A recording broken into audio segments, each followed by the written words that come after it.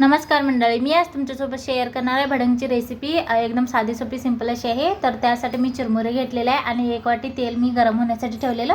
तेल गरम झाल्यावर त्याच्यामध्ये मी शेंगदाणे घालून घेतलेले आहे आणि शेंगदाणे मी आता लालसर होईपर्यंत भाजून घेणार आहे। आणि तिकडे शेंगा भाजत आहे तोपर्यंत इकडे मी चिरमुरे घालून घेतलेले आहे आणि वरून फरसाण घालून घेतलेले आहे आणि वरून हे मनुके पण थोडेसे घालून घेतलेले आहे। आणि इथं शेंगदाणे ला 2 मिनिटं फिरवून घेतलेले। त्यानंतर चमच्याने आणि इकडे मी मसाला सगळा घेतलेला आहे। इकडे एका प्लेटमध्ये लाल तिखट, मिरची पावडर, मीठ आणि हळद घेतलेले आहे आणि इथे जिरं, अजवाईन बारीक चेचून घेतलेलं आहे, लसूण पण बारीक चेचून घेतलेला आहे आणि साखर पण मी चेचून घेतलेला आहे आणि मोहरी पण घेतलेली आहे। आणि इकडे मी आता शेंगदाणे भाजलेले आहेत आणि मी ते चिरमुरे आणि फरसाण्यावर घालून घेणार आहे। आता शेंगदाणे लालसर भाजल्यावरच मी त्याच्यावर घालून घेतलेले आणि आता त्याच कढईमध्ये तेल होतं ऑलरेडी। आता त्याच्यातच मी मोहरीची फोडणी दिलेली आहे। मोहरी जरा तडतडू देणार आहे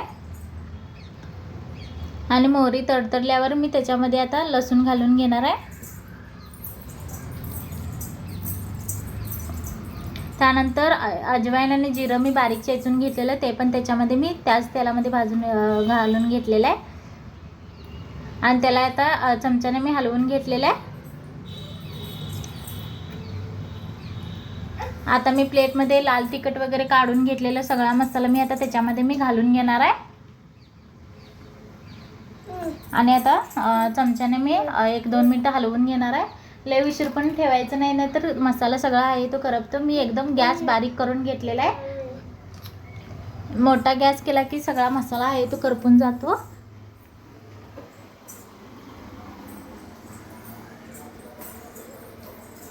बघा मस्तपैकी कलर पण सुटलेला आहे।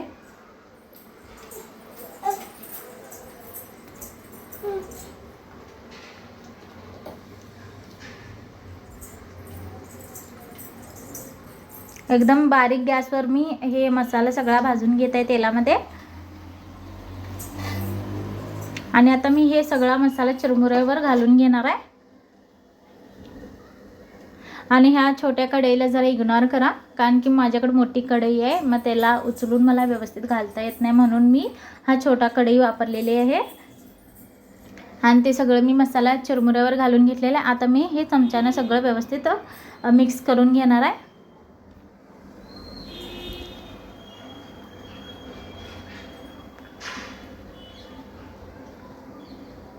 तुम्ही पण एकदा अशा प्रकारे ट्राय करून बघू शकता। एकदम साधी सोपी सिंपल अशी आहे, घरी पण सगळ्यांना आवडेल।